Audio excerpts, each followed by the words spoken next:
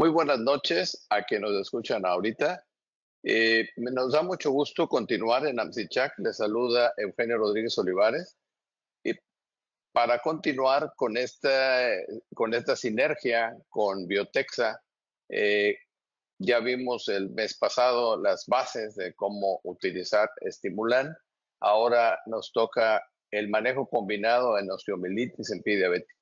Y contamos nuevamente con la presencia del doctor Luis Muñiz Jiménez, que él es cirujano general, cirujano vascular, de una maestría en administración de hospitales y realiza su práctica privada en la ciudad de Monterrey. Un gran amigo, él además es expresidente de la AMSICHAC. Muy buenas noches, Luis, bienvenido nuevamente. Buenas noches a todos, mil gracias por la presentación. Pues te dejamos con la presentación, Luis. AMSICHAC es tu casa y gracias. Hombre, gracias a ti y a todos los de AMSICHAC por la oportunidad que nos brindan de platicar con toda la gente que atiende a estos webinars y que la verdad nos han ayudado a ir abriendo la oportunidad de conocer nuevas cosas, nuevos productos, nuevas técnicas y qué bueno que se ha logrado unir la parte académica con todo lo que viene en el área de modernización de ahora que después de esta pandemia surgieron los webinars como un rescate para la academia y qué bueno que siguen creciendo y continuando con esto, ¿no?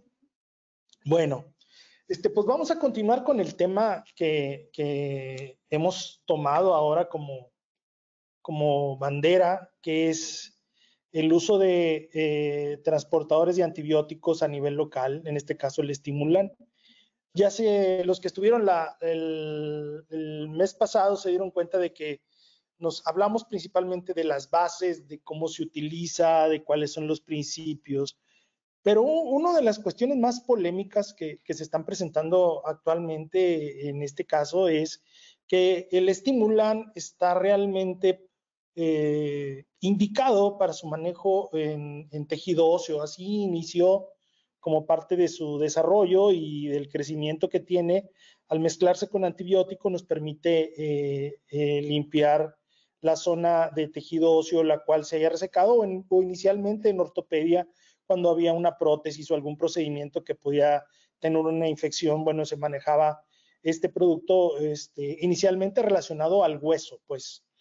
Pero a pesar de eso, todavía no hay una claridad de cómo lo podemos aplicar o de si esto tiene o no realmente una importancia clínica práctica, ¿no? Entonces, nos vamos a enfocar en esta presentación en resolver o tratar de contestar tres breves cuestionamientos. Primero, es importante decir qué es la osteomielitis, específicamente hablando de pie diabético, y sobre todo por qué se ha transformado en uno de los retos más grandes para este tipo de patología.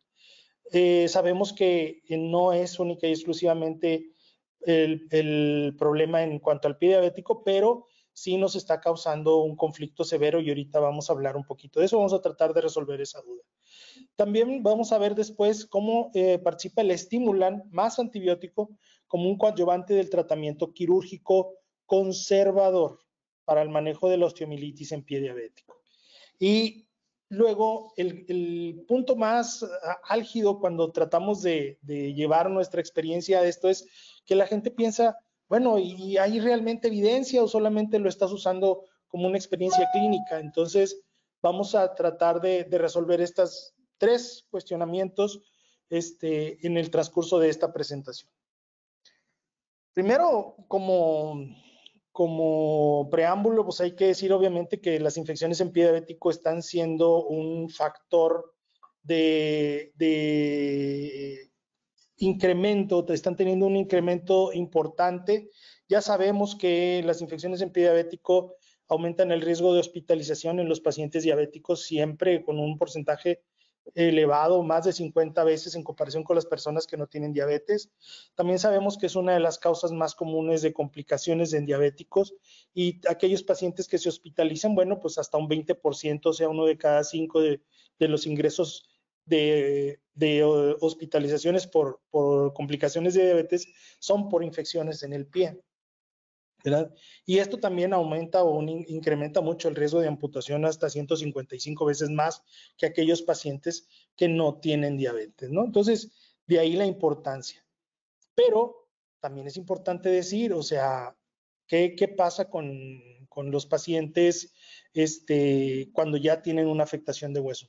Sabemos que las infecciones pueden afectar tanto a los tejidos blandos exclusivamente o al hueso, ¿verdad? Pero sí es importante que sepamos que, por ejemplo, cuando tenemos una infección en tejido blando, hay probabilidad de que haya infección profunda a nivel de óseo, y esta se puede presentar hasta en un 20% de una infección moderada. Ya sabemos que las infecciones las medimos en leves, moderadas, graves, dependiendo de los signos clínicos que presentan. Ya hemos hecho algunas presentaciones al respecto, pero lo más importante es que hasta un 60% de las infecciones severas pueden estar complicadas con osteomielitis o infección de hueso en el paciente diabético, ¿verdad? Y la osteomielitis, bueno, la osteomielitis en general no solamente se presenta en diabéticos, sabemos que es una enfermedad muy importante que se presenta en niños, generalmente de tipo hematógeno, y que hay otros casos en los cuales se puede presentar. De hecho, existen hasta 12 categorías posibles de este tipo de enfermedad en diferentes poblaciones de pacientes, y hay criterios que son importantes para determinar el diagnóstico y también el tratamiento de este tipo de problema. De acuerdo a una clasificación de otras que existen, la de Wald-Vogel, podemos ver que nosotros nos vamos a enfocar en dos tipos. La infección osteomielítica contigua, o sea, es aquella donde la bacteria entró por un foco abierto, llámese una úlcera o alguna otra zona por donde pudo haber penetrado directamente hasta el hueso y generar la osteomielitis, pero también hay dentro de la clasificación hay una lesión que se asocia a una insuficiencia vascular, y esta es la que generalmente presentan aquellos pacientes diabéticos o de otras enfermedades que generen insuficiencia vascular periférica y que puede dar lugar u origen a una osteomielitis. También sabemos que dependiendo de la duración de la infección, se puede dividir en aguda o crónica, y más adelante vamos a ver un pequeño detalle en cuanto a la clasificación histopatológica, pero básicamente es nada más para tener conocimiento de que la osteomielitis tiene una alta gama, un nivel de presentación bastante diferente, y que nosotros nos vamos a enfocar en este caso en la osteomielitis que se afecta por continuidad, vamos a llamarle así, o que esté asociada a una insuficiencia vascular periférica, principalmente la osteomielitis en los casos de pacientes con diabetes, osteomielitis por pie diabético. Entonces, sabemos que la osteomielitis en el pie diabético es una condición muy desafiante, y decíamos, bueno, ¿por qué? ¿Cuáles son las características que hacen que sea difícil para su atención? Bueno, porque el diagnóstico a veces puede ser muy difícil, muy complicado. Ahorita voy a tratar en algunos de los casos de presentarles cómo a veces la herida o la lesión es tan mínima o se encuentra oculta por debajo de a lo mejor alguna hiperkeratosis, un callo o una lesión que no se ha manifestado como tal, pero que ya está teniendo la característica de una infección ósea severa, ¿no? También, ¿por qué es difícil? Porque el tratamiento, cuando lo manejamos a nivel de solamente antibiótico, pues es bastante prolongado y suele ser bastante engorroso para el paciente, y hay una tendencia a abandonar el tratamiento. Entonces se vuelve muy recurrente y muy compleja la atención de este tipo de pacientes. A veces, cuando nos vamos hacia la atención de tipo quirúrgico, y no una persona que no tiene la experiencia que debiera para poder manejar este tipo de pacientes, empiezas a notar que el paciente requiere múltiples cirugías, y eso también pues es una dificultad técnica que tenemos que aprender a resolver dentro de la atención de este tipo de pacientes. Y finalmente, entre otras, muchas otras características, hay que decir que es una carga financiera para el paciente, porque son pacientes que, como no tienen un diagnóstico certero, van con un médico, no mejoran, van con otro y no mejoran, hasta que a alguien se le ocurre o realizarle alguna radiografía, detectar que trae un problema óseo. Entonces el paciente en ese proceso gasta mucho dinero dentro de su atención. Entonces es importante saber que para evitar todo esto, tenemos que enfocarnos en hacer un diagnóstico rápido y certero.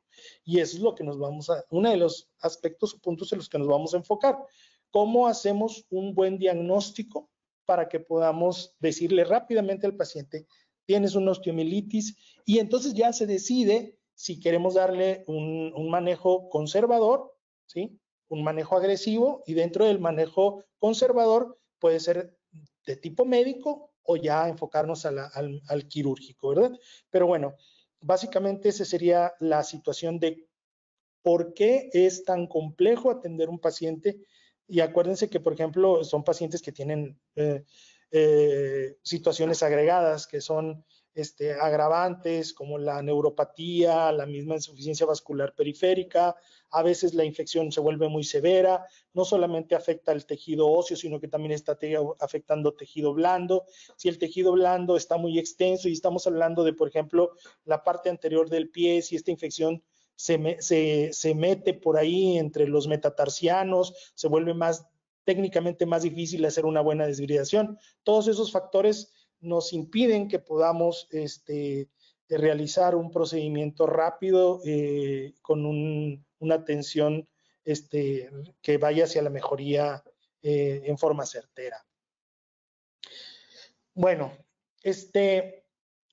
aquí importante es que también veamos cómo una de las cosas que nos ocasiona dificultad es que cuando la osteomielitis se vuelve crónica, existe o puede existir la presencia de un hueso secuestrado. Es un hueso, es un tejido que ya no tiene flujo arterial, o sea, ya está muerto, se mantiene ahí y se transforma en una especie de cuerpo extraño que el cuerpo no rechaza así adecuadamente y que está mezclado con el proceso infeccioso, se transforma en un nido de cultivo, un caldo de cultivo para que las bacterias sigan creciendo y puede llegar a formarse una biopelícula. Por ahí en otras pláticas ya hemos reportado que cuando tenemos una herida de difícil cicatrización, que son aquellas que tienen más de un mes de no avanzar, hay un 80% de probabilidades de que ya se haya formado una biopelícula. Entonces, es importante decir que el tejido óseo le está ocasionando ese problema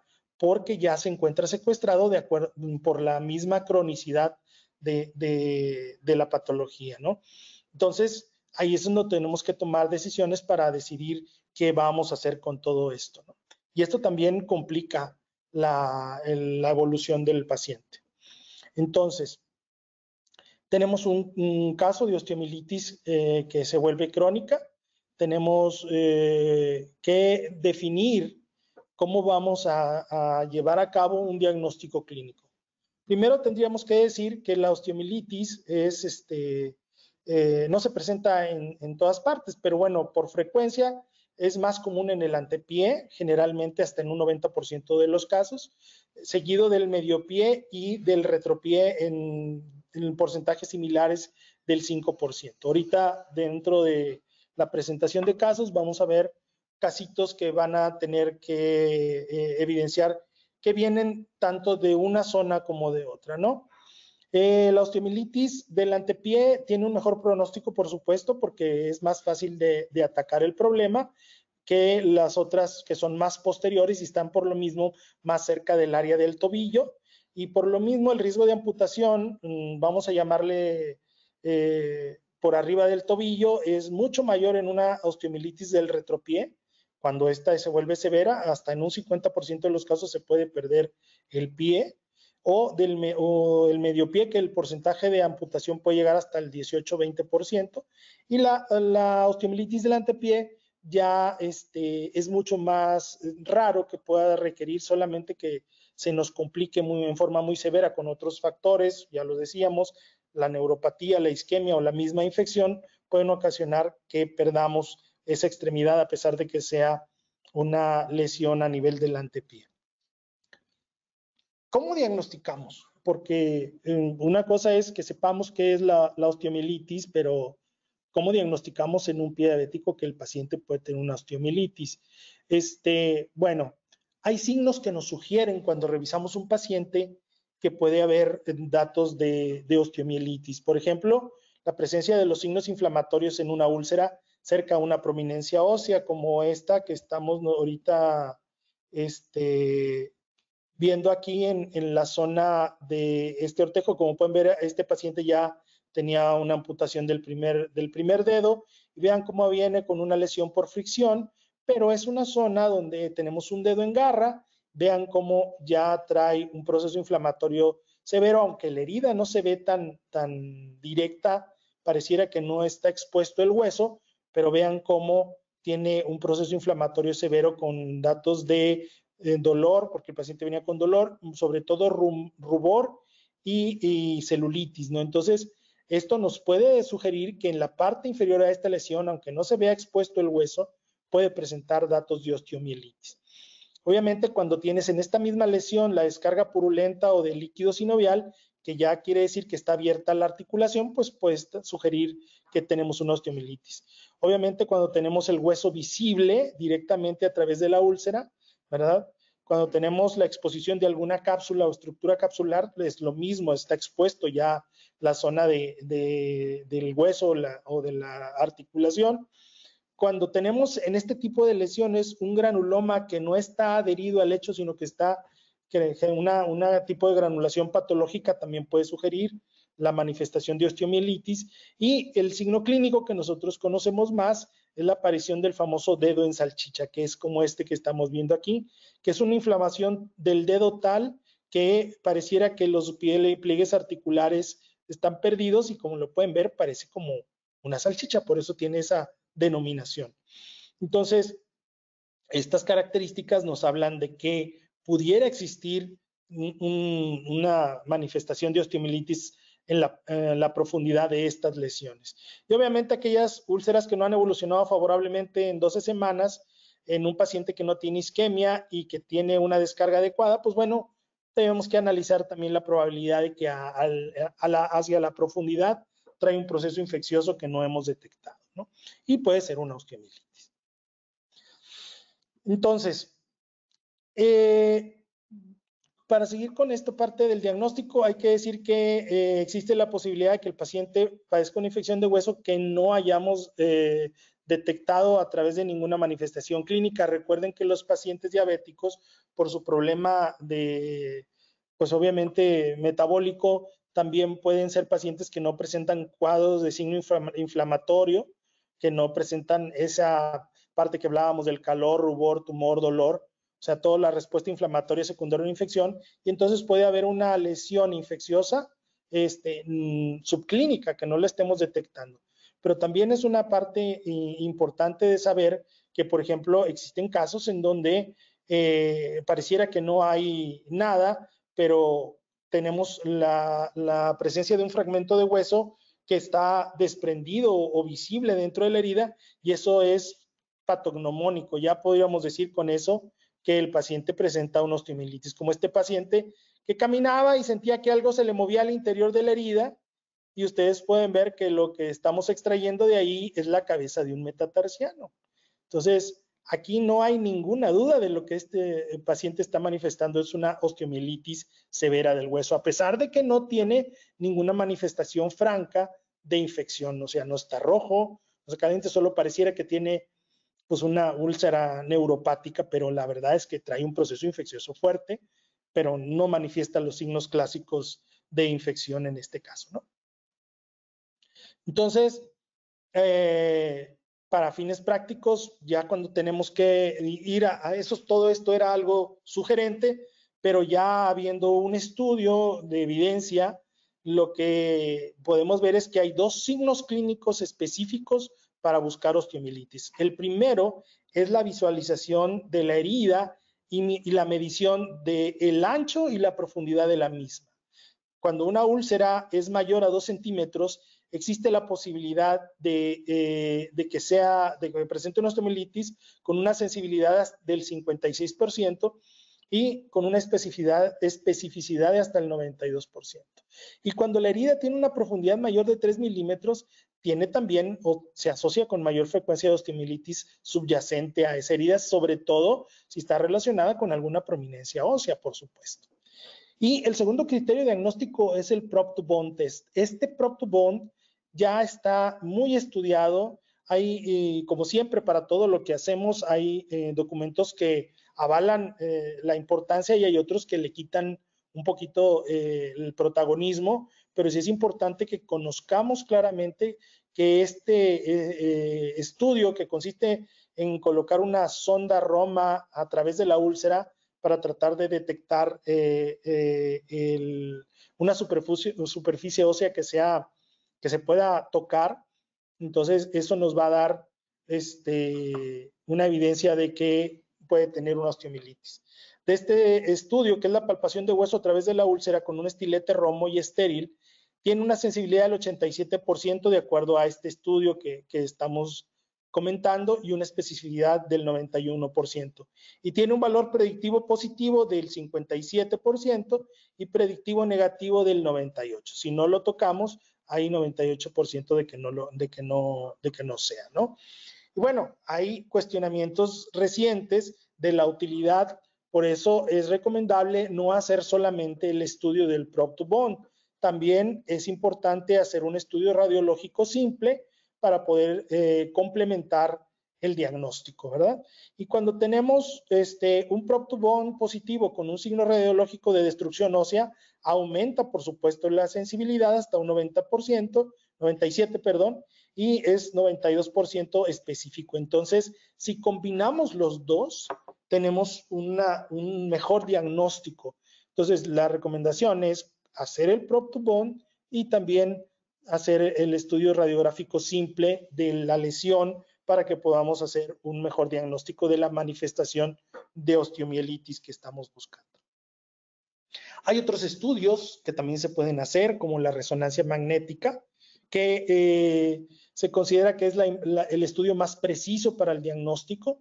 Estamos hablando de un estudio en forma individual, donde tiene una sensibilidad del 90% y una especificidad del 83%. Si a esta resonancia le agregamos material de contraste como el gadolinio, puedes aumentar un poco la especificidad, ¿verdad? Porque el gadolinio permite diferenciar mejor el tejido blando y el hueso, y todavía es mejor usar esta resonancia más gadolinio que usar las técnicas de tomografía computarizada o de los métodos gamagráficos. Entonces, cuando nosotros lleguemos a tener todavía duda diagnóstica, podemos realizar este estudio, que obviamente es más costoso, pero que nos ayuda a definir claramente la presencia de una osteomielitis de la cual todavía tengamos duda. Ojo, nada más como un comentario, también es un muy buen estudio para poder llegar a un diagnóstico temprano de un pie de charcot. También, bueno, sabemos que hay otras cosas que podemos hacer durante el proceso de revisión de la herida. Una de las mismas es el cultivo de hueso para buscar el tipo de bacteria. Es importante saber el tipo de bacteria que estamos atacando. Aquí la parte importante es que sabemos que como la infección de hueso con mayor frecuencia en el diabético está relacionada a una infección que entró por continuidad, muchas veces cuando atravesamos la úlcera, el hisopo o la muestra que vamos a tomar suele contaminarse con las bacterias que pueden estar en la superficialidad de la úlcera y mezclarse con aquellas que están ya al interior del hueso, y puede ser que haya alguna diferencia y te puede dar un falso positivo. Entonces, tomar una muestra a través de la úlcera puede estar bien, pero tienes que tomar algunas medidas al respecto. Primero, habría que hacer una desbridación adecuada de todo el tejido que esté o se vea infectado o necrótico alrededor, todo el tejido blando, por llamarlo de alguna forma, y es muy conveniente que para que puedas tener un mejor resultado del cultivo de hueso, es que exista un periodo libre de manejo de antibióticos de 48 a 72 horas para que se manifieste realmente esa infección ósea que estamos diciendo. También existe la posibilidad de una biopsia percutánea, que es entrar por una zona diferente a donde está la herida, pero la realidad es que es técnicamente difícil. Hay que tener a lo mejor acceso a un estudio fluoroscópico para que podamos llegar a la zona de hueso que consideramos que está infectada y que nos vaya a dar un mejor resultado. Entonces, técnicamente no es como que muy recomendable hacerlo si no tenemos a alguien que tenga experiencia en la realización de este tipo de biopsia percutánea. Entonces, sí es importante hacer el cultivo, pero más que nada hacerlo con las especificaciones que acabamos de comentar. Siempre que hacemos una desviación de hueso, también es importante hacer un estudio histopatológico. ¿Por qué es importante realizar esto? Porque es lo que nos va a dar el diagnóstico final y nos va a definir si efectivamente teníamos o no un proceso osteomielítico. ¿Y por qué digo esto? Porque hay algunos pacientes que pudieran tener, es raro, pero puede pasar, una osteoartropatía de Charcot en fase aguda, que también genera un proceso inflamatorio con el rubor, calor, dolor, tumor, y a lo mejor no hay un proceso infeccioso activo. Nosotros hacemos un procedimiento y resulta que el hueso no estaba infectado. Entonces, sí es importante que nosotros, cuando hagamos una resección ósea, tengamos a bien realizar este estudio histopatológico para hacer una confirmación final de que sí existe un diagnóstico de osteomielitis. Y ya cuando tenemos el estudio histopatológico, hay una nueva clasificación patológica de este proceso que se basa en ya el tipo de células que están alrededor del hueso, y puedes tener una osteomielitis aguda o una osteomielitis crónica o una crónica agudizada, o incluso cuando ya se resolvió puede presentar solamente fibrosis. Entonces, todo eso nos lo puede marcar o nos los puede enumerar el hacer el estudio histopatológico. Todos estos estudios, desde el diagnóstico hasta este que viene siendo ya post-tratamiento, son importantes para darle un seguimiento adecuado a la evolución de esta patología de la osteomielitis en el pie diabético. Bueno, yo creo que ahí ya más o menos enmarcamos que es difícil hacer un buen diagnóstico, que tenemos que enfocarnos en todo lo que acabamos de comentar, pero también es importante que veamos la polémica que se puede presentar cuando hablamos del tratamiento. Resulta que uno pareciera que la osteomielitis la tenemos dominada dentro de todo lo que hablamos, pero si nosotros hacemos una búsqueda intencionada de cuál es la recomendación, al día de hoy no hay un consenso sobre cuál es la mejor de las opciones terapéuticas. Y estamos hablando específicamente del manejo médico con antibióticos exclusivamente o el manejo quirúrgico. Y luego del manejo quirúrgico pudiéramos hablar del manejo, le pudiéramos llamar convencional histórico, que era el trabajo agresivo a través de la amputación del ortejo o de la zona en donde presentabas la osteomielitis, contra el actual manejo, que es el conservador, que consiste en una resección solo del tejido óseo que está afectado, agregándole el uso de antibióticos que pueden ser sistémicos, ya sean oral o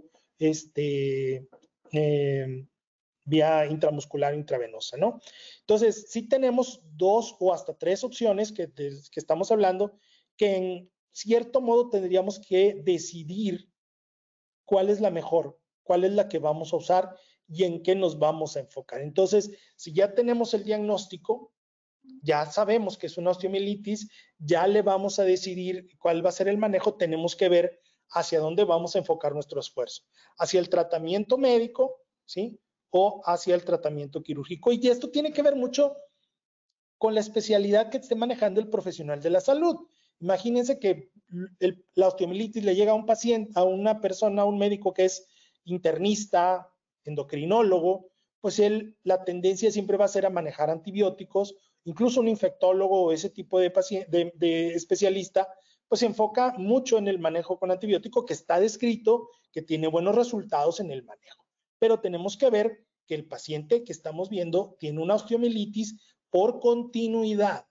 Entonces tenemos que considerar que puede haber una infección no nada más en el hueso, sino también en los tejidos blandos.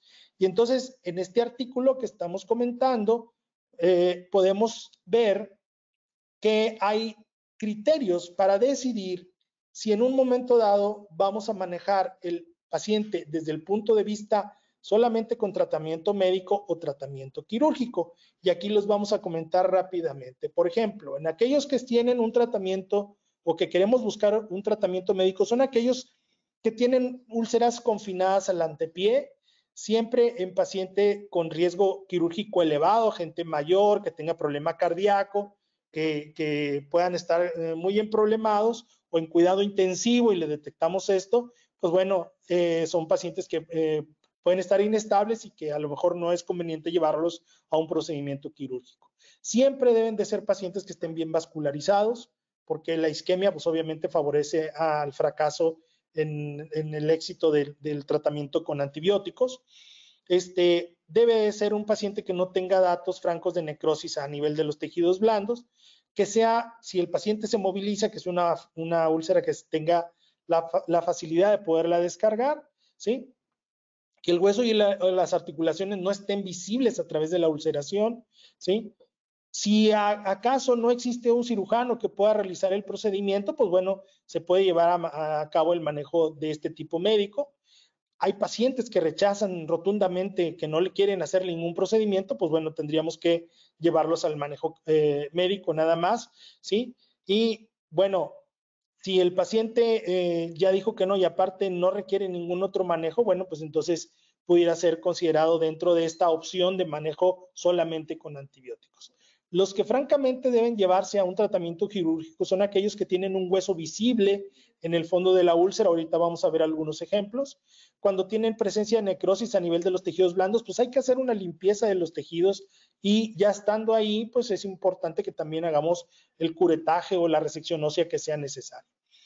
También los pacientes que tienen un drenaje de algún absceso o una colección, ¿verdad? Y que ya se ha fracasado con el tratamiento de antibióticos, o sea, les ha estado dando antibiótico y no ha mejorado, también ya es candidato a hacerle un tratamiento quirúrgico. Cuando se expone la articulación, ¿sí? Sobre todo la primera articulación metatarsofalángica, que estamos hablando del primer dedo, porque es una zona de alta presión, ¿verdad? Y cuando necesitamos hacerle una cirugía de descarga, que el paciente ya trae alguna deformidad que está generando que esto no vaya a mejorar y puede ser una lesión que tienda a recurrir, ¿verdad? Obviamente cuando tenemos una radiografía y vemos una destrucción ósea muy avanzada, ¿verdad? Cuando tiene paciente riesgo de toxicidad a algún antibiótico, en caso de que tenga daño renal y que se le tenga que cuidar su riñón, ¿verdad?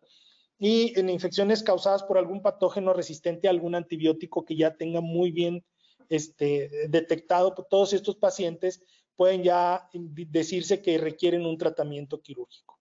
Entonces, hay forma de decidir o forma de definir si los vamos a usar o si los vamos a llevar a la terapia quirúrgica o al tratamiento médico. Ya se hicieron estudios al respecto, ¿verdad? Y, por ejemplo, hablando del tratamiento médico, se hizo un estudio prospectivo, ¿verdad? Donde 66.9% de los casos curaron únicamente con antibiótico. De estos que curaron del tratamiento, 13% aproximadamente requirieron una amputación y solamente 1.5% de estos pacientes requirieron una amputación mayor. Y hay una serie estudiada de 110 pacientes con tratamiento quirúrgico que el diagnóstico se comprobó con una biopsia hasta en un 96% de los casos y hubo una tasa de curación del 50% con una tasa de amputación mayor del 19%. Si ven aquí, bueno, uno pudiera decir que la tendencia pudiera ser mejor a favorecer el manejo médico que el quirúrgico porque tuvo una mejor tasa de curación y una menor tasa de amputaciones. Más sin embargo, hay otros estudios como este que fue un estudio ya clínico aleatorizado y prospectivo que comparó ambos tratamientos y concluyó que la terapia antibiótica y el tratamiento quirúrgico tienen resultados similares en cuanto a tasas de curación, tiempo de curación y las complicaciones a corto plazo. Siempre que estemos hablando de lesiones neuropáticas, siempre que sea del antepié y que no presente necrosis de tejidos blandos. Entonces, ¿qué nos está diciendo esto? Que hay que considerar siempre la zona de la lesión, ¿sí?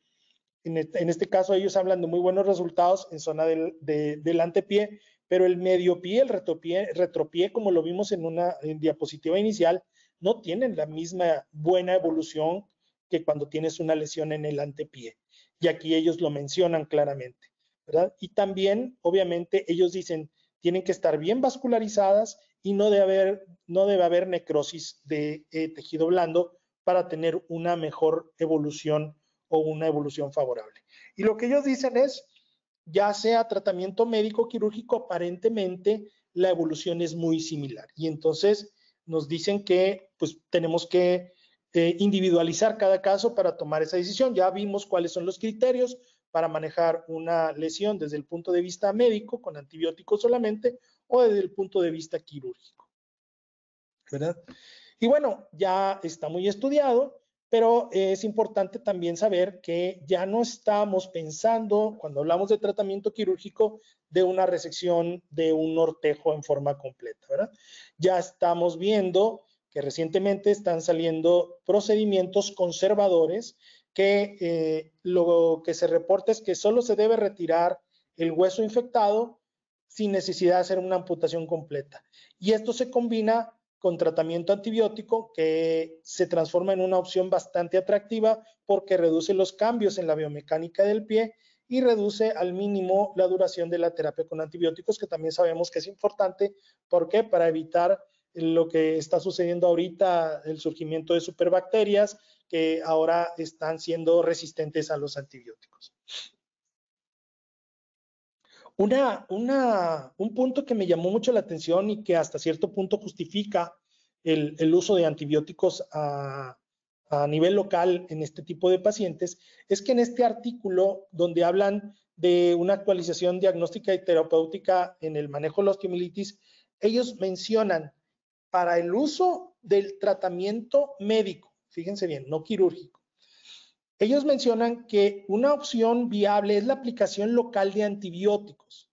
En este caso no están hablando del uso de un transportador de antibióticos, como es el motivo de esta plática. Solamente dicen que el aplicar un antibiótico en forma local tiene ciertas ventajas porque reduce la duración del antibiótico desde el punto de vista oral, reduce los costos hospitalarios, utiliza mayores concentraciones de antibiótico en una zona afectada con menores efectos farmacéuticos y mayor capacidad frente a las bacterias resistentes. Ojo, les digo, aquí no están hablando de un transportador, pero si el transportador de antibióticos hace que el antibiótico sea liberado más programáticamente, más controladamente y por un tiempo prolongado, obviamente este artículo, sin referirse directamente al uso de los transportadores, está dando como la venia para decir, bueno, si usas un transportador que te va a liberar mejor el antibiótico en las mismas cantidades y por más tiempo, pues te está dando la posibilidad de que consideres que el uso de ellos puede ser factible en este tipo de pacientes. Y pues bueno, vámonos a los transportadores, ¿no? Ya lo hemos visto, el sulfato cálcico altamente purificado, que es sintético, que no ocasiona reacción de cuerpo extraño, como ya les he comentado. Lo que ayuda o beneficia es a liberar controladamente el antibiótico en la zona local, en altas concentraciones, ¿sí? Que puede elevar mucho los niveles de concentración mínima inhibitoria. Por ahí hablaba yo la vez pasada de la concentración para erradicación del biofilm, que es rebasada cuando estamos liberando esta sustancia directamente en la zona de la herida, ¿verdad? Al tener antibióticos en la herida, como la gentamicina, la micacina o la vancomicina, hacemos que haya un efecto alto sobre los bacterias que pueden ser resistentes sin aquellos efectos sistémicos que producen estos antibióticos como la ototoxicidad y la nefrotoxicidad. Entonces, sí nos favorece porque estamos entregando directamente el antibiótico, evitando todos los espacios que tiene farmacocinéticos que tiene que atravesar un antibiótico, ya sea si lo manejas oral o sistémico intravenoso o intramuscular. Entonces, llega directamente y favorece la destrucción de las bacterias. El sulfato cálcico ya lo mencionábamos, hay productos, este es el único que es sintético, que es puro y que ofrece una función que sabemos que es totalmente biodegradable, que los niveles de antibiótico que está liberando son previsibles, que es osteoconductivo, quiere decir que favorece la formación de hueso y que rellena el espacio muerto, como lo mencionábamos, ¿no? Evidencia. Dices, bueno, pues está muy padre todo lo que dices, pero pues eso, del dicho al hecho, pero ya existe suficiente información de artículos, no solamente de experimentales como este que les estoy presentando, que en este lo que hicieron fue en los huesos, en la metáfisis de conejos, inyectaron Staphylococcus aureus meticilin resistente y dejaron que se formara una infección. O sea, lo dejaron ahí durante 3 semanas. Ya cuando lograron eso, ellos hicieron una remoción de todo el tejido necrótico y colocaron el producto mezclado con moxifloxacino, ¿sí? Y ellos, después de hacer este estudio, demostraron que había una erradicación de la infección a nivel local. O sea, no estuvieron ellos dando antibióticos más que el uso de el estimulan con el moxifloxacino y con eso lograron erradicar la infección ósea a nivel local. Entonces, claro, primero hicieron el procedimiento de curetaje óseo, pero lograron ellos hacer una erradicación de la infección a ese nivel. O por ejemplo esto, que es una revisión sistemática, donde también están haciendo una evaluación del uso de las perlas de sulfato cálcico en el manejo de osteomielitis de la fémur y de la tibia. Y ellos, revisando todos los artículos que pudieron encontrar, porque es una revisión reciente de abril del 2022, ellos vieron que cuando se utilizaban el sulfato cálcico impregnado con antibióticos, fue eficaz en la erradicación de la infección, a pesar de la variación de los organismos causantes, porque fueron múltiples estudios que ellos revisaron, y también independientemente del nivel de la colocación en donde se pusieran las perlas. Obviamente encontraron que el drenaje de la herida varió, lo que por ahí la vez pasada les comentaba, que en algunas heridas el efluente es mayor y en otras menor, y también eso afecta el tiempo que dura el producto en el interior de la herida, ¿no? Y bueno, mencionan ellos que la salida de drenaje fue mayor relacionado con lesiones tibiales a nivel de hueso de la tibia, ¿no? Esta es otra revisión, como pueden ver, también relacionada al manejo de farmacoterapia en la diabetes, en osteomielitis de pie diabético, y ellos hablan de que la elusión local de antibióticos puede ser efectiva para prevenir o erradicar, o sea, cualquiera de las dos, el desarrollo de una biopelícula bacteriana. Sí, la utilización de un antibiótico intraóseo puede prevenir la recurrencia, también lo mencionan. O sea, ya estamos hablando de prevención, erradicación y evitar recurrencia, y puede usarse en todos los defectos óseos, ya sea cavitación de hueso, después de realizar un desbridamiento, que era lo que les decía, hablando del manejo conservador, que es realizar el curetaje de hueso infectado y posteriormente realizar la colocación del producto ya mezclado con el antibiótico. Este es otro más, demostrando más evidencia. Es un estudio retrospectivo de pacientes que se les implantaron las perlas en Inglaterra, fue del 2017 al 2019. Ellos lo utilizaron para tratar infección persistente en osteomielitis crónica en 19 pacientes, y el resultado de este estudio fue que hubo una tasa de amputación del 0% después de 2 años con una tasa de recurrencia baja. Fue un solo paciente, tuvo una recurrencia de los 19, que si lo vemos desde el punto de vista estadístico, pues fue un 16%, pero fue un paciente de 19. Tenemos otra evidencia más, ¿verdad? Ya vamos marcando, como pueden ver ustedes, cuando es un artículo de investigación, cuando es un manejo específicamente para osteomielitis. Todos los documentos que les he estado presentando en este caso tienen que ver directamente con osteomielitis en pie diabético.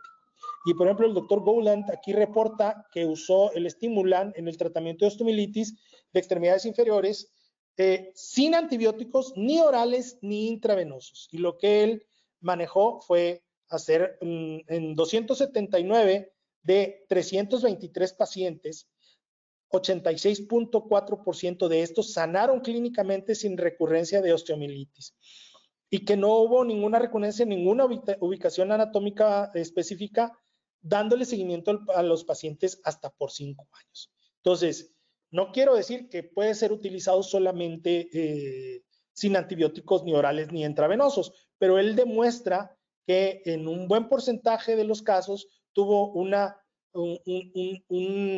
cura de la osteomielitis solamente con el uso del producto. Imagínense si nosotros lo usamos con el antibiótico oral o sistémico, pues entonces potenciamos esto. ¿Por qué? Porque lo que queremos es tratar de que el paciente se cure. Y si tenemos que usar antibiótico oral más el procedimiento quirúrgico más el uso de estimulan con antibiótico, lo que estamos haciendo es favorecer las probabilidades de que el paciente, primero, que se cure y segundo, que no recurra.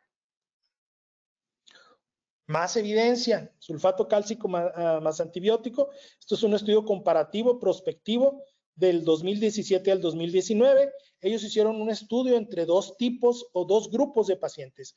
Usaron un grupo con perlas más antibiótico oral, ¿sí? Y otro sin perlas, pero con antibiótico empírico en forma intravenosa. Y los revisaron durante 6 meses. De estos pacientes, 55 se curaron y 9 no sanaron. De los 9 que sanaron, ¿sí? De los 9 que no sanaron, perdón, 7 eran del grupo sin perlas. Y del grupo con perlas, solamente 2 no cerraron, ¿sí? no sanaron. Entonces, hubo más pacientes que no tuvieron una buena evolución en el grupo en el que no pusieron o no usaron las perlas. Entonces, ellos concluyen que el uso de perlas antibióticas mejora la comodidad del paciente al reducir las visitas al hospital, la necesidad de vendajes diarios, sin comprometer la tasa de curación. Bueno, un estudio más, ¿verdad? También hablando de osteomielitis crónica, en este caso fue una revisión sistémica y sistemática, vamos a decir, y un metaanálisis en este estudio. Ellos vieron 16 estudios en los cuales todos esos artículos incluían en un total de 917 pacientes. Estos, al hacer una revisión, detectaron que la tasa de erradicación general de infección fue del 92%. En total, de todos estos estudios, hubo una reoperación en el 9% de los pacientes. 2% tuvieron una refractura, un retraso en la cicatrización en aproximadamente el 20%, y la complicación más común, que es la fuga del efluente, se presentó en el 12% de los pacientes. Y entonces ellos mencionan que no hubo diferencia entre usar tobramicina o vancomicina más gentamicina, y que en este caso cualquiera de los dos tenía el mismo efecto de erradicación de la infección. Bueno, yo creo que tuvimos bastante oportunidad de demostrar que hay suficiente evidencia en cuanto a artículos de revisión. Les decía yo, ya al día de hoy estamos encontrando metaanálisis, estamos encontrando revisiones amplias con números muy, muy grandes de casos clínicos. No es como que esto sea algo nuevo que apenas estamos evidenciando, sino que ya se ha demostrado la utilidad del uso de este producto. Aquí el punto es, nosotros tenemos que definir si queremos que nuestro paciente se vaya por la terapia médica con solamente antibióticos. Bueno, pues lo podemos enfocar en ese sentido. Si nos vamos a enfocar en que el paciente ocupa una terapia de tipo quirúrgico, ahí es en donde entra como un coadyuvante el manejo de estimulancia. Hacemos más aún si la terapia es conservadora, ¿sí? O quirúrgica conservadora, más el estimulan con antibiótico como un adyuvante para que nos favorezca o nos brinde estas posibilidades que vimos dentro de estos artículos para favorecer primero la prevención en caso de infección, la erradicación de la infección y sobre todo, para lo que está descrito mayormente en todos estos artículos, para evitar la recurrencia. Vamos a tratar de ejemplificar algunos casos. No sé cómo ande de tiempo, yo creo que ya voy a tratar de irme un poquito más rápido con esto. Lo que quería yo era poder decirles cuáles eran las evidencias que nosotros hemos detectado que avalan lo que nosotros estamos haciendo en la práctica clínica, ¿no?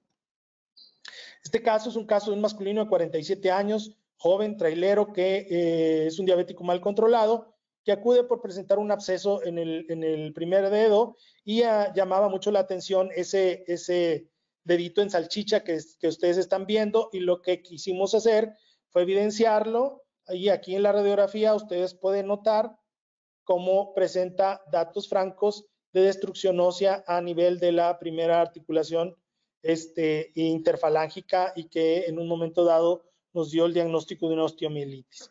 Entonces lo que hicimos fue una resección de todo el tejido óseo que tenía necrosado. Vemos cómo, yo por ahí ya les platiqué que no uso el cierre inmediato, sino que me espero 24, 48 horas. Pueden ver ya cómo se ve el espacio totalmente libre, sano. Colocamos el estimulan aquí, yo lo dije, lo uso mezclado con vancomicina, gentamicina. Realizo un cierre de la lesión, y aquí podemos ver 4 o 5 semanas después cómo ya presenta una cicatrización de la herida, y así pues básicamente es como estamos manejando en forma con cirugía conservadora más el uso del estimulan con antibiótico. Un segundo caso, femenina de 60 años con una osteomielitis de la metatarsofalangica. Aquí pueden ver ya cómo está totalmente libre del hueso que ya se erradicó. Aquí vemos la colocación de perlas de gentamicina, vancomicina, aquí. Y nada más, por ahí ya lo había mostrado, cómo al no poder cerrar completamente la herida, hacemos una mixtura, colocando un apósito secundario para contención de las perlas al interior. Pueden ver ya la herida con una evolución favorable hacia la cicatrización. Aquí este paciente, pues lo que hay que hacer ahora es una plantigrafía para poder hacer una descarga adecuada para que pueda seguir apoyando con este pie. Otro caso, femenina de 43 años, también ya lo hemos comentado en algunas otras ocasiones. En este caso, quiero mostrarles cómo la herida era tan pequeña que no podíamos evidenciar, pero tenía datos francos de infección, tenía dolor al apoyar. Lo que hicimos fue tomarle la radiografía, y ustedes pueden ver cómo hay una destrucción ósea de la cabeza del quinto metatarsiano y también ahí de la falange más proximal, lo cual nos dijo que esto era un dato de osteomielitis y que teníamos que realizar. Vean cómo de entrada uno puede decir, no, pues bueno, yo creo que con puro antibiótico puede ser, pero cuando tienes una destrucción ya severa del tejido óseo, pues lo mejor es hacer un manejo conservador, como lo mencionábamos, hacer una incisión, retirar tanto la cabeza del metatarsiano como la base de la falange. Como les decía yo, no es de inmediato hago la cirugía, me espero. Cuando yo veo que el tejido está sano, lo que hago es hacer una colocación con un cierre en caso de que sea posible, y si no, como ya vieron, puede ser un cierre parcial o simplemente la colocación de un apósito secundario para la contención del producto. Aquí pueden ver otro caso también, donde vean cómo el paciente tiene su dedo de salchicha. Aquí lo que hicimos fue hacer una incisión, retirar el tejido óseo, colocar las perlas. Aquí pueden ver cómo era más difícil el cierre. ¿Por qué? Porque trae una hiperkeratosis. Entonces, más que un cierre absoluto de la herida, lo que trato de hacer es una contención de las perlas al interior, porque lo que van a hacer es estar liberando antibiótico. Claro que aquí me va a fugar el efluente, pero en el tiempo que me perduren estas perlitas, me van a estar liberando antibiótico y me están permitiendo que adentro del hueco se siga formando el tejido de granulación hasta que logre tener una contención completa y un cierre de la lesión. Y aquí básicamente lo que estamos haciendo es rescatar esta zona que es importante para el apoyo, que es la cabeza del metatarsiano, y que después nosotros podamos realizar una descarga de la presión adecuada a través de una plantilla de descarga que el paciente le permita caminar y que no tratar de que no recidive esta lesión. De nuevo, uno más, nada más para mostrar cómo aquí teníamos un Proctubone positivo. Vean cómo queda totalmente el hueco del dedo. Aquí pues, se las tiene uno que ingeniar para realizar. Aquí hice un cierre en T, vamos a decir, para poder lograr que la contención del producto de las perlas al interior de vamos a llamarle bolsa de dedito, porque ya no tiene hueso, nada, pero aquí ya vean cómo se disminuye el proceso inflamatorio y prácticamente nada más estamos esperando que se cierre correctamente para poder retirar los puntos. Bueno, les decía, bueno, pareciera que pues es como que un garbanzo de a libra. Vean cómo lo hemos hecho ya en muchas ocasiones. Aquí tenemos otro caso igual. Vean cómo está totalmente resecado el hueso que estaba osteomielítico. Aquí lo que les digo es, no necesariamente hacemos un cierre completo, más bien lo que hacemos es la contención de las perlas al interior y ya nada más esperamos que vaya cerrando. Por ejemplo, aquí ya no, en este nivel, pues ya nada más le sigues dando el manejo convencional. Ojo, es importante que el paciente no apoye para que las perlas duren lo más que se pueda. De nuevo, nada más para demostrar cómo retiramos, aquí en este caso estamos viendo la cabeza del segundo metatarsiano. Vean cómo rellenamos con las perlas y realizamos un cierre. Dices, bueno, pues nada más es uno, ¿no? O sea, lo hemos hecho en muchas ocasiones, como de nuevo, aquí vean cómo pareciera que el hueso no está dañado, pero evidentemente cuando entramos o cuando hacemos el diagnóstico por radiográfico o el prop to bone, nos puede dar una certeza de que el hueso está dañado, entonces lo tenemos que resecar, colocar las perlas y podemos, si es posible, realizar un cierre de este tipo, ¿no? Este caso ya lo vimos en una de las diapositivas anteriores, les mostraba cómo el hueso estaba suelto al interior de la lesión, pero el simple hecho de retirarlo aquí no quiere decir que la herida esté limpia. Lo que hay que hacer es abrir la zona correctamente, quitar todo el tejido.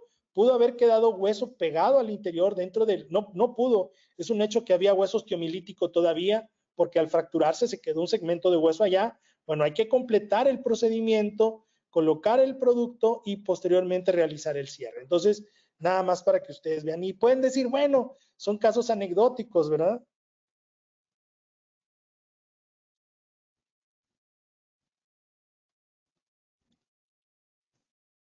Pero mire, por ejemplo, que aquí ya estamos hablando de una lesión del retropié. Esto es una osteomielitis de calcáneo. Pueden ver ustedes cómo está dañado aquí. Ya le hicimos un curetaje de todo lo que era la parte posterior del calcáneo. De nuevo se coloca el producto y como no se puede realizar un cierre, lo que hacemos es nada más aproximar los tejidos para contener las perlas al interior hasta que podamos lograr la cicatrización. Ustedes pueden ver cómo ya cerró la herida, pero esto ya lo hacemos con curaciones convencionales, ¿verdad? Vean, les decía, pareciera que aquel era un caso exclusivo, pero vean cómo también, el hueso estaba totalmente ahí, no estaba fijo por algunos fibras de la articulación, pero vean cómo realmente es de nuevo la evidencia de una osteomielitis franca de la cabeza del cuarto metatarsiano. Aquí vemos,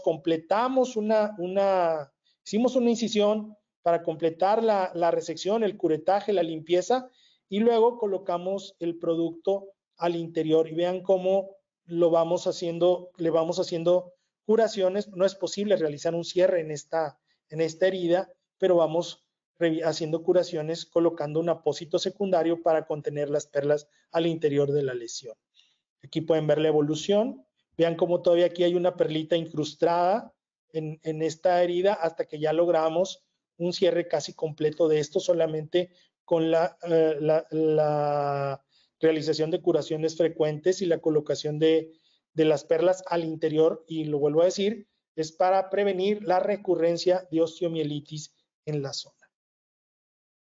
Bueno, después de la presentación de todos estos casos, nada más concluir ya después, analizando todo, que hay una recomendación en las guías del International Working Group of Diabetic Food que nos dice que en una persona con diabetes y sospecha de osteomielitis, lo mejor que podemos hacer para diagnosticarla es combinar la prueba transulcerosa que llamamos prop to bone, ¿sí?, más un estudio sanguíneo de velocidad de sedimentación globular.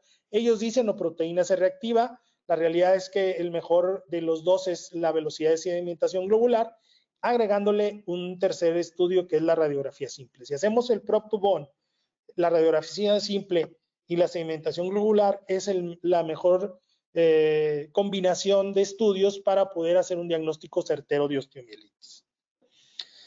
De este estudio les quiero remarcar que lo que más se pudo detectar es que el uso del sulfato cálcico tiene un efecto benéfico para evitar la recurrencia de osteomielitis. Aquí ellos nos dicen que no mejora la tasa de curación. Es un producto que no está hecho para acelerar la curación. Está hecho para controlar el proceso infeccioso. La tasa de curación no depende del proceso infeccioso como tal, depende de las capacidades endógenas que tenga el paciente, si está bien nutrido, si tiene un buen control, si el sistema, ¿cómo le llamamos? La vasculatura del paciente está bien, que no tenga problema isquémico, ¿verdad? Entonces, sí es importante que sepamos que lo que estamos buscando con este producto es control de infección, ¿sí? Y eso, digo, nos remarcan ellos que no mejora la tasa de curación, pero no lo estamos usando para eso, lo estamos usando para controlar la infección. Y la complicación más común, ya lo decíamos, es la fuga posoperatoria. Ya sabemos, de nuevo se los remarco, es el sulfato cálcico purificado más antibiótico, es un complemento adecuado en el tratamiento quirúrgico de la infección ósea. Pueden decir ustedes, bueno, pues eso tú lo dices, pero ya toda esta presentación lo que intenté fue avalar este dicho, ¿sí? Y ya diciendo yo que está aprobado para su aplicación directa sobre el área afectada, sobre la zona de hueso, y mi recomendación, de nuevo, siempre lo digo, no hay que usarlo en pacientes que tengan datos francos de isquemia. Pues muchísimas gracias, espero que haya sido de utilidad. Esta es la segunda de las 4 presentaciones que vamos a complementar con más evidencia y más casos relacionados al uso de este producto en este tipo de pacientes. Estoy a sus órdenes para cualquier duda o pregunta. Pues muchísimas felicidades, doctor Luis Muñiz. Una excelente presentación con bastante base científica, obviamente, y además apoyada por la experiencia con los casos clínicos de un producto que se antoja muy útil para este manejo de la osteomielitis, que es un problema realmente difícil de tratar. Te comento que tienes más de 600 personas conectadas escuchando esta plática y también muchísimas felicitaciones desde Michoacán, del Estado de México, de el Centro Nacional 20 de Noviembre, aquí estamos checando, de Hermosillo, de Puebla, de Chihuahua, de muchas partes de la República. Pero bueno, vamos a darle espacio a unas cuantas preguntas por el tiempo. Y te preguntan aquí, ¿cuál es la escala que usted recomienda para el manejo en pie diabético? No tiene mucho que ver con el asunto del estimular, pero que si recomiendas alguna escala, yo me imagino que alguna clasificación. Yo lo que uso en el día a día real es el time, ¿sí? Hay muchas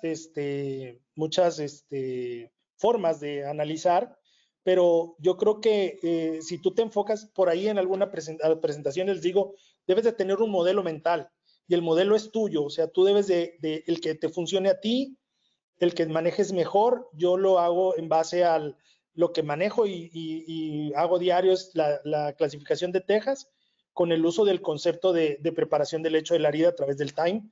Y pues bueno, me ha ido bien. Claro, conozco los demás, pero para que algo funcione tienes que estar convencido de su uso. Yo todavía, por ejemplo, hace poquito estuve todavía tratando de manejar la clasificación de SIMBAD que la recomendó el International Working Group ahora, creo que 2019 fue cuando empezaron a hacerlo. Lo intenté, la verdad es que estoy muy casado con lo que hago. Yo creo que tendría que romper mi esquema algo para que yo pudiera hacer un cambio en ese sentido. Pero sí, o sea, lo he intentado, he manejado algunas y todavía creo que hay todavía un poquito más de jugo que sacarle. Ahora que estuvimos en Veracruz, tuvimos la dicha de poder escuchar al doctor Gary Sebald, cómo todavía le sacan más provecho al concepto del time y ya hablan ellos de más puntos, y yo creo que por ahí es por donde yo voy a seguir. Obviamente todos estamos aprendiendo constantemente y yo creo que este año me voy a enfocar en aprender todos los conceptos que nos llevaron el doctor Schultz, la doctora Hielo y el doctor Sibal, que nos dejaron bastante tarea para Sí, este año. definitivamente, ¿verdad? Y siempre están puestos en la enseñanza y muy interesante. Bueno, pues te agradezco mucho. También me preguntan que si en ningún paciente de los casos clínicos que presentaste le indicaste antibióticos sistémicos. Sí, era lo que yo decía, o sea, lo que les platico, o sea, en forma inicial el paciente llega y tú lo tienes con antibiótico, ¿sí? Eh, y por eso lo mencionaba que es como un coadyuvante, claro. ¿En qué te ayuda el uso del estimulan con antibiótico? En que el antibiótico sistémico lo cortas en tiempo, porque una de las indicaciones, no lo platiqué porque no era el tema de la plática, pero desde el punto de vista médico, la recomendación de manejarlo es más o menos por 6 semanas. El antibiótico oral o intravenoso, intramuscular, son 6 semanas el manejo con antibiótico para el tratamiento médico. Por ahí también sí mencioné que cuando hay un fracaso, mencionan como fracaso aquel paciente que ha estado con antibiótico por 90 días. Imagínense ustedes 90 días, 3 meses de antibiótico. Entonces, lo que hacemos con el producto es acortar el uso del antibiótico sistémico. Yo normalmente llega el paciente, lo reviso, le pido estudios, ya le estoy dando antibiótico porque estoy sospechando un proceso infeccioso y regresa con la radiografía, regresa con 24, 48 horas después, sigue con antibiótico, le hago el procedimiento, sigue con antibiótico y generalmente a la semana, cuando yo no veo datos francos de infección o algo, ya le suspendo el antibiótico oral.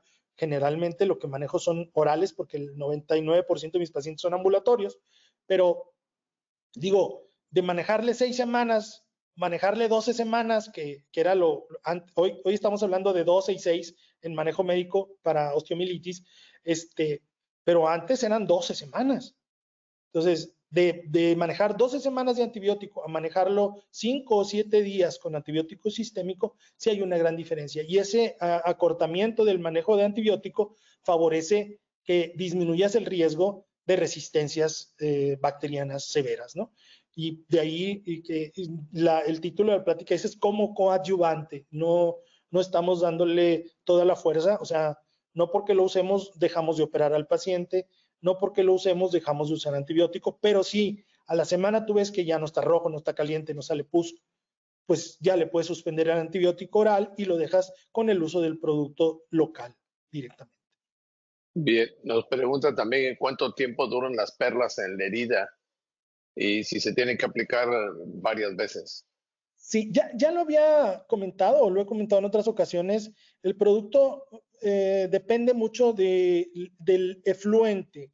O sea, si la herida es supura, vamos a llamarle supurar, pero si ya sale mucho líquido extracelular o mucho líquido de edema, el producto se degrada más rápido porque entre más líquido haya, se va degradando. La otra es que si el paciente las va moliendo, por decirlo de alguna forma, pues también se van más rápido. Entonces, siempre tenemos que estar supervisando. Yo al paciente ya no lo veo. Otra de las ventajas es que no lo ves diario, lo puedes empezar a manejar hasta una vez a la semana, lo puedes estar evaluando y conforme se van desgastando, uno puede ir, dependiendo de la profundidad de la herida, colocando. Yo puedo decir que a un paciente de este tipo, que le pongo un apósito secundario, lo curo 2 o 3 ocasiones y ya para la tercera ocasión prácticamente ya la herida se ve superficial, entonces ya no hay forma de colocar el producto. Lo colocas en donde hay una profundidad, un hueco que te permita contenerlo ahí. Si ya la herida está superficial donde solamente falta epitelizar, pues ya no se la pones. Y sí puedes usar varias ocasiones el producto. Por ahí comentaba que lo fraccionamos y no usamos todo el producto, sino que lo vamos colocando en diferentes momentos, ¿no? O sea, de un frasco lo separas en dos, lo divides, por ejemplo, en tercios y preparas nada más un tercio y guardas el resto del frasco No, para ponérselo en la consulta o algo así. hay que prepararlo completo. ¿sí? Ok. Porque el producto se fragúa y ya no, pero cuando lo terminas de preparar, si tú previamente colocas en tu campo estéril donde estás preparando el producto 2 o 3 botecitos estériles, ¿sí? Tú lo puedes fraccionar y lo guardas en una bolsa, una Ziploc que no genere humedad, que no se vea. Ese producto lo puedes manejar sin utilizarlo, guardándolo en un lugar fresco y seco hasta por 3 meses y no pierde funcionalidad. Entonces, Excelente. ya tú lo dejas así y entonces tú usas un botecito, lo usas 2 días y sin problema lo puedes estar manejando. Cuando se agota o cuando tú piensas que ya se te pudo haber contaminado, pues ya no lo usas, pero tienes los otros que lo puedes sacar de tu bolsa, lo metiste en un frasquito estéril, sigue manteniéndose bien y lo puedes utilizar. Porque es muy difícil que un paciente que le quitas un dedito, abras un producto que tiene 5 o 10 gramos, le vas a poner 5, 10 perlitas y el producto te hizo 100 o no sé cuántas haga, ¿verdad? Pero entonces es mucho desperdicio. Entonces en el tiempo lo que hemos hecho es irlo fraccionando. Yo hasta lo he llegado a hacer en botecitos de 20. Agarro 6, 7 botecitos y los separo y los guardo todos individualizados y me duran, nunca me ha durado más de un mes, ¿sí? Porque pues volumen de gente tenemos. Entonces, casi le dices al paciente pues que va a usar el producto, a veces le pones 10, 12 perlas y pues bueno, quedan 2, 3, pues bueno, ya las desechas, pero si no, pues vas usando, a veces citas 2 pacientes y ahí los van manejando, ¿no? Pero es nada más, técnicamente tienes que saber que para abrir un producto ya tienes que ir preparado para guardarlo. Sí, también nos preguntan que si entonces es recomendable tomar cultivo antes de utilizar las perlas y cuánto tiempo, bueno, ya comentamos, ¿es necesario tomar el cultivo antes de utilizar las perlas? No, a ver, el cultivo es necesario por el procedimiento, pero las perlas lo que personalmente hago es ya las tengo preparadas con antibiótico empírico. Por ahí en una diapositiva mostré que se comprobó que la tobramicina, el problema de la tobramicina es que no hay en México, ¿verdad? No sé, pero en Estados Unidos se maneja tobramicina como base para el uso del producto. Pero ya se demostró que la combinación de vancomicina más gentamicina tiene el mismo resultado que si usas la tobramicina. Entonces, lo que hacemos es en forma empírica, tenemos el producto ya preparado, ¿verdad? Yo todavía por ahí en alguna plática recientemente, no me acuerdo dónde dije, ya estoy usando un tercer antibiótico. Uso vancomicina, gentamicina y piperacilina tazobactam. El secreto está en que no pongas la polleta de pipe trae 4 gramos. Entonces, si pones los 4 gramos, haz de cuenta que casi estás poniendo mitad de sulfato cálcico y mitad de eso y batallas mucho para que fragúe. Entonces, lo que hago es, le pongo 1 gramo de piperacilina, 1 gramo de vancomicina y lo fragúo con el líquido suficiente de que tenga, porque el antibiótico líquido que utilizo es la gentamicina. Entonces ahí lo que estoy logrando es una perla que tiene 3 antibióticos. Y con eso estoy generando casi una cobertura de todo tipo de bacterias. Entonces la perla trae los 3 antibióticos y tú puedes usarla aunque no tengas cultivo, pero lo correcto es hacer biopsia de hueso para confirmar la osteomielitis y el cultivo, pero con la técnica que platicamos ahorita, haciendo una previa desbridación y que el paciente no haya tenido antibióticos por unas 24 48 horas antes. ¿Para qué? Para que confirmes que el cultivo sí te diga que tiene bacterias en el hueso. Pero ahora también hay que decirlo, recientemente lo que estamos viendo es que con las nuevas técnicas de patología, en el estudio histopatológico te pueden hacer un PCR donde pueden decirte qué bacteria tienes sin hacer un cultivo, ¿verdad? Pero Claro. ya depende que el laboratorio que tengas ahí, que tenga la tecnología para poderte hacer eso.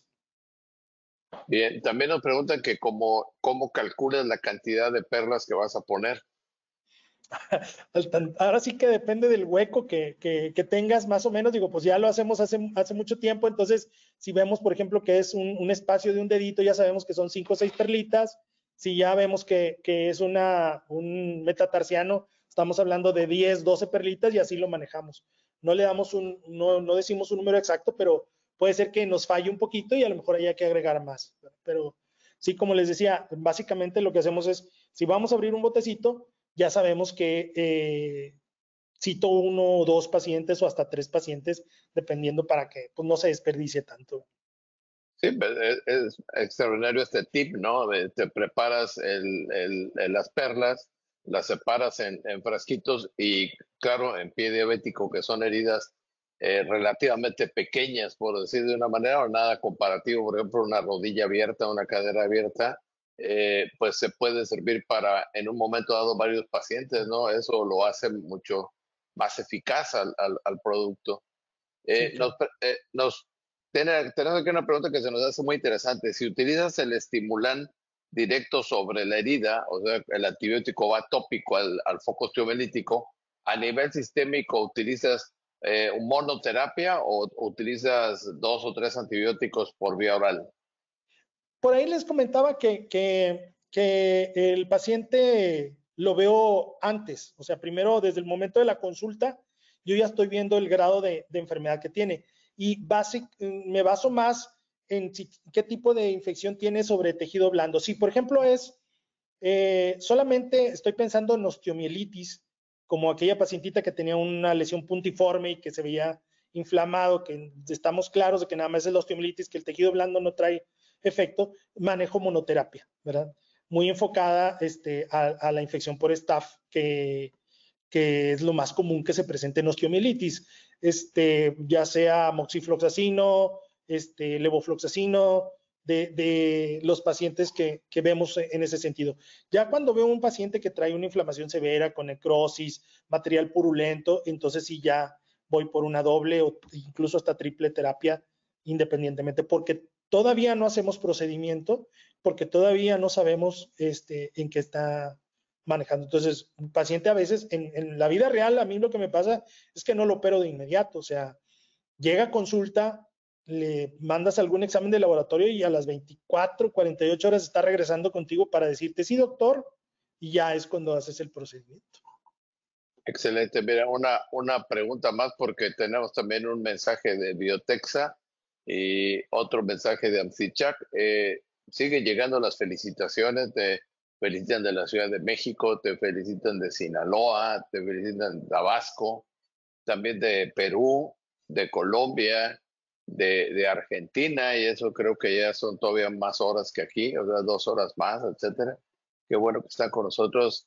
Muchísimas gracias. Pues es la excelencia del ponente que tenemos aquí y además una gran cantidad de tips para nuestros posibles manejos y aplicarlos a los pacientes. ¿Qué apósito secundario es el que recomiendas más si es que no cierra la herida y tienes que contener las perlas? Pues por ahí vieron, el que más uso ahorita es bueno, siempre no sé cómo, yo le digo Ipafix, pero luego me dicen que es Ipafix, entonces es el que más uso, pero cualquier apósito parecido, ahí la cuestión es que si de ser un cuenta uso el que no es transparente, el que no es impermeable, porque me gusta que respire un poquito la herida, a veces lo que hago es coloco 2 capas para que también se contenga un poco la humedad, porque el objetivo es que haya un efluente que se mantenga ahí directamente sobre la herida. Vamos a compartir un videito aquí.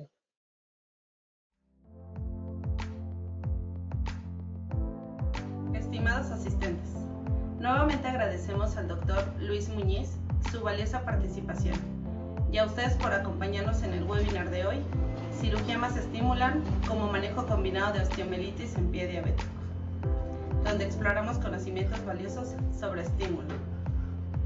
En las siguientes sesiones abordaremos una serie de temas de gran relevancia sobre su uso en el área de cuidado de heridas.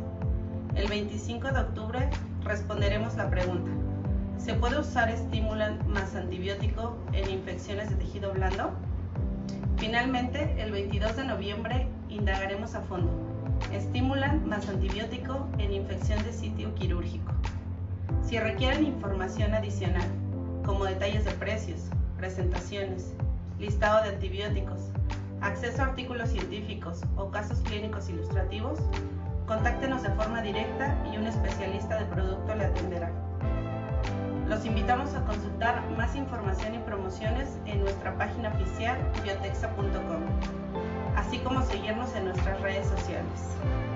De esta forma podrán estar al tanto de las novedades y avances en el área de cuidado de heridas. También ponemos a su disposición nuestro número de WhatsApp. En nombre de todo el equipo, queremos agradecer nuevamente su participación.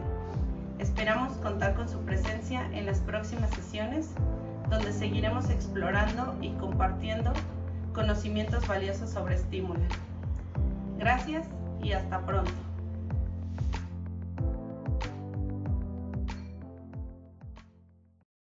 Muy bien, ahí podemos ver que nos contestan las dudas de dónde podemos conseguir los productos. Por lo pronto, las agradezco mucho. Luis, ¿algún comentario final para el cierre? Solo agradecerles la oportunidad de seguir compartiendo con ustedes. Ojalá y cualquier duda, por ahí siempre pongo mi correo electrónico. Cualquier persona que tenga alguna duda, algún comentario, con todo gusto estoy para comentar cualquier situación. Y de nuevo, gracias a Lanzichac, tu organización, la verdad, de estos webinars, pues maravilloso. Entonces, no me queda más que agradecer la oportunidad que me dan de estar aquí con ustedes. Pues muchísimas gracias a todos los demás en 600 conectados. Muy buenas noches. Nos vemos en más webinars. Tenemos como unos 3 o 4 la semana que entra. No dejen de conectarse aquí. El único riesgo que tenemos es aprender. Pues buenas noches a todos. Hasta luego. Saludos en casa, Luis. Un abrazo. Gracias, igual.